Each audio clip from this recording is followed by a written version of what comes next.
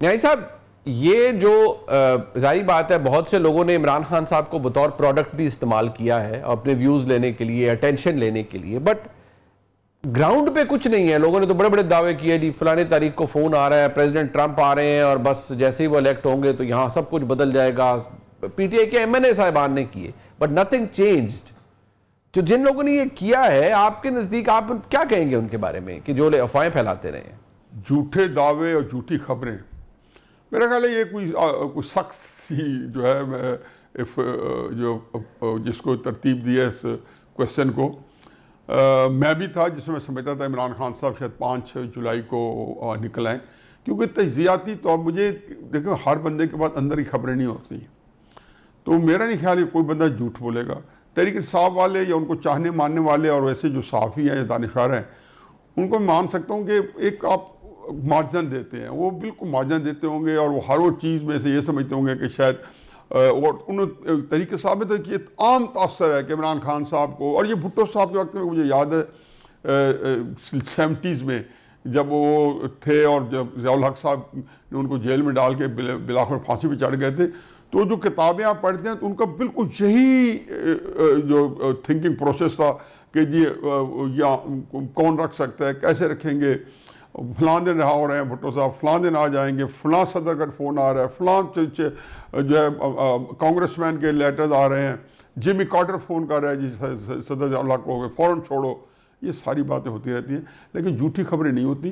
तजिया तो है, तजिया फिर हर आदमी अपनी काबिलियत के मुताबिक करना होता है।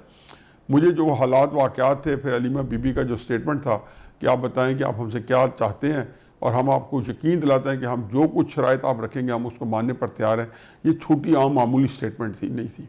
और उसके बाद जब 5 तारीख को केस लगा गैर मामूली हालात में, तो मैंने यही सोचा कि इनके कुछ ना कुछ रिलीफ मिलेगी। अभी मेरा ख्याल ये है कि इसमें बहुत कुछ तहरीक इंसाफ को एक हिस्से में रिलीफ मिल रही होगी, चाहे वो बिशप बीबी की हद तक हो या किसी और हद तक हो, और इमरान खान साहब पे जब भी सख्ती करेंगे बहुत सी जगहों पे वो रिलीफ भी देंगे। तो ये मेरा अपना ख्याल है कि ये शायद हिकमत अमली हो। मंसूर अली खान साहब, आपके नज़दीक मतलब जितना कॉन्फिडेंस आपने देखा है, जारी बात है रिसेंट इंटरेक्शन भी हुए प्राइम मिनिस्टर के साथ, आप भी मिले, बाद में जारी बात है हम सब की मुलाकात हुई, और आपको लगता है कि उस वक्त प्राइम मिनिस्टर जो थे वो ऑब्वियसली कॉन्फिडेंट थे बड़े, और ये जो भारत के साथ कॉन्फ्लिक्ट हुआ है इसने और ज़्यादा तगड़ा कर दिया हुकूमत को, एस्टैब्लिशमेंट के सितारे अरूज पर हैं, बड़ी पॉपुलैरिटी है फील्ड मार्शल आसिम मुनीर साहब की, is a victorious general now. So ये जितना कुछ जो एक बेहतरीन कॉम्बिनेशन नजर आ रहा है आपको, और मेरे ख्याल में ऐसा सेम पेज तो हमने जिंदगी में नहीं देखा अपनी साफ्ती जिंदगी में जो इस वक्त नजर आ रहा है, ये ऐसे ही चलता रहेगा या ये फॉलिंग आउट के कुछ चांसेस होंगे? हमारे मुल्क में तो सियासत यही है ना कि फॉलिंग आउट हो ताकि दूसरे की जगह बने। नहीं, मेरे ख्याल में चैलेंजेस नहीं खत्म होते, ऐसी बात नहीं है। हमने तो अभी बहुत कुछ अचीव करना है, अगर तो करना है, मतलब हमारी तो मुश्किलात ही बहुत ज़्यादा हैं, ऐसी बात नहीं है। अभी वर्ल्ड बैंक की हालिया जो रिपोर्ट आई थी पॉवर्टी इंडेक्स के हवाले से, आपके सामने मतलब क्या हालात हैं हमारे। बिजली की जो महंगाई है, जो टैरिफ्स आ रहे हैं इस बजट के हवाले से ये बताया जा रहा है कि जनाब इन टैरिफ्स को जो है तब्दील किया जाएगा। लोगों की अभी से चीखें निकलना शुरू हो चुकी हैं। आपका जो प्रॉपर्टी सेक्टर है वो इस वक्त डेड के ऊपर, मतलब डेड लेवल्स के ऊपर पहुंचा हुआ है, कोई एक्टिविटी वहाँ पे नहीं हो रही। लार्ज स्केल मैन्युफैक्चरिंग जो है वो अभी भी बहुत ख़राब है, वहाँ से नंबर्स कोई ज़्यादा अच्छे नहीं आ रहे। सो येस, मतलब पॉकेट्स के अंदर अच्छी अच्छी खबरें हैं, लेकिन ओवरऑल जो है अभी बड़ा लंबा रास्ता है मेरा ख्याल में। अभी तो मतलब मैं तो खान साहब के दौर में भी ये बात कहता था कि हम एक ऐसा मुल्क है कि हमें लोन मिल जाए हम उसके ऊपर खुश होते हैं, हम उसके ऊपर भंगड़े डालते हैं कि जनाब देखिए हमें लोन मिल गया, हमने लोन जो है वो अप्रूव करवा लिया। लोन लेना इटसेल्फ जो है वो कोई खुशी मनाने की बात नहीं होती, मजबूरी की बात होती है। हमें तो एक्चुअली तब खुश होना चाहिए कि देखिए हमने लोन कम करना शुरू कर दिया, तो मैं तब ये कहूँगा कि हाँ ये खुशी का मुकाम है।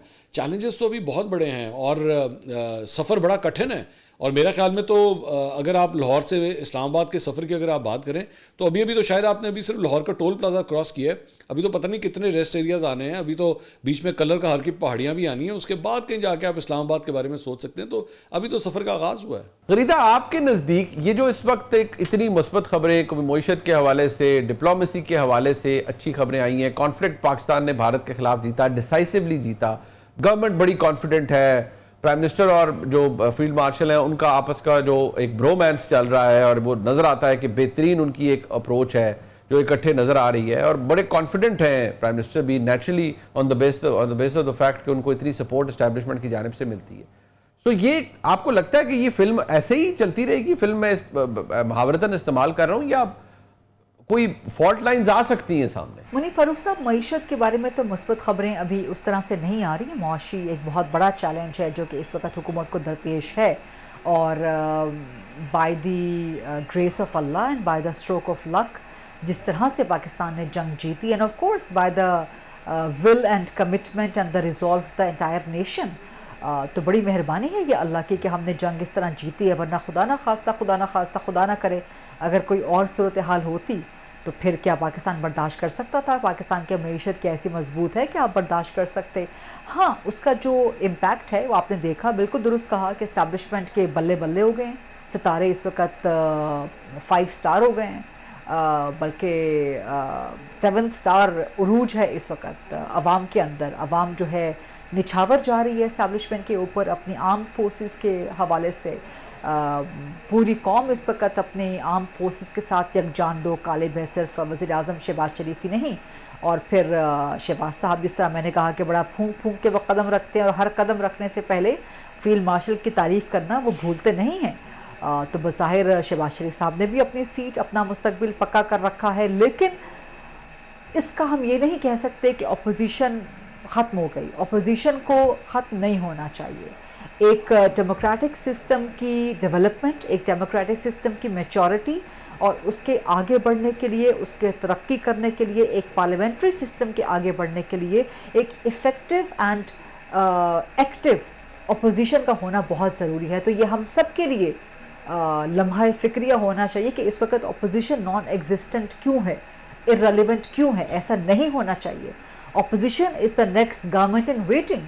तो अगर आपके पास अपोजिशन नहीं है तो हुकूमत के ऊपर कोई चेक एंड बैलेंस नहीं है। अपोजिशन वॉच डॉग का किरदार भी अदा करती है। तो इस वक्त तो बज़ाहिर कोई अपोजिशन पाकिस्तान में मौजूद नहीं है, और ये पाकिस्तान के लिए ख़तरनाक बात है। एक तगड़ी, एक मजबूत, एक इफ़ेक्टिव, एक एक्टिव अपोजिशन का होना ज़मानत है डेमोक्रेसी की, पार्लियामेंट्री सिस्टम की ज़मानत है।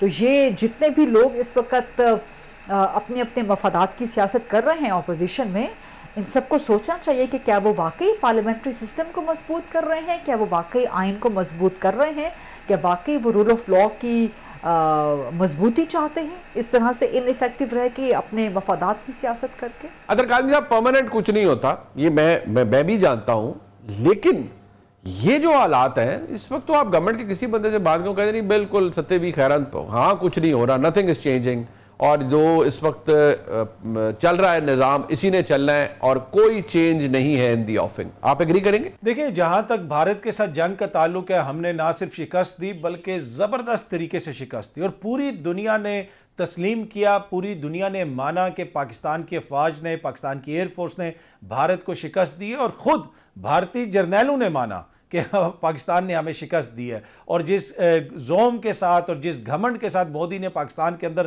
कार्रवाई करने की कोशिश की, आगे से जो जवाब आया, ना सिर्फ पाकिस्तान की अफवाज का, एयरफोर्स का, बल्कि सियासी तौर पे भी तमाम सियासी जमातों ने जवाब दिया, पाकिस्तान की अवाम ने जवाब दिया। हाँ, मियाँ साहब ने अभी तक मोदी का नाम लेके कोई बयान नहीं दिया, शायद बाय द टाइम ये प्रोग्राम चले उस वक्त तक उनका कोई बयान आ चुका हो, मुझे नहीं पता, लेकिन अभी तक मोदी का नाम उन्होंने नहीं लिया। बाकी ये है कि क्या इससे हुकूमत की पॉपुलैरिटी ज़्यादा होगी? देखें, इसमें समझने की चीज़ है कि ये दिफा का मामला है, इसके ऊपर कोई सियासत जो है काबिल कबूल नहीं है। जब जहाँ पे दिफा का मामला होगा, अवाम अपनी हुकूमत के पीछे भी खड़ी होगी, अपनी अफवाज के पीछे भी खड़ी होगी, क्योंकि भारत जैसे दुश्मन का हमें सामना है।